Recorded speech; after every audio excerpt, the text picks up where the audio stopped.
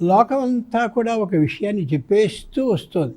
ఉమ్, నెమిలి అనే పేరు కలిగినటువంటిది, దానికి మయూరము అని పేరు సంస్కృతంలో.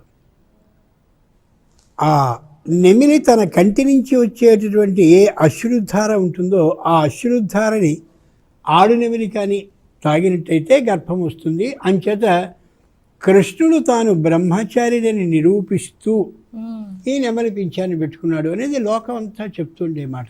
ఉమ్, ఇక్కడ విశేషాన్ని మనం గమనించాలి.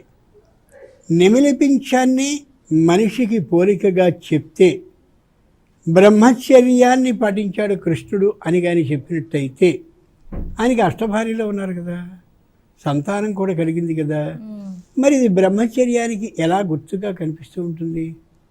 అంచేత అది వాదానికి నిలిచేటటువంటి సమాధానం కాదు. ఉమ్, రెండు, నిజమైనటువంటి విశేషాన్ని తెలుసుకోవాలి అంటే నెమిలి పింఛాన్ని జాగ్రత్తగా చూస్తే ఆకాశపు రంగులో కనిపిస్తూ ఉంటుంది. ఉమ్, ఏ మహానుభావుడైన కృష్ణుడు ఉన్నాడో ఆయన కృష్ణస్తు భగవాన్ స్వయం. రాముడికి భగవంతుడనే పేరు లేదు. ఉమ్, ఎక్కడైనా కృష్ణ భగవానుడు అంటారు తప్ప రామ భగవానుడు అని ఎవ్వరూ అనరు, ఎక్కడ వినం. అవును.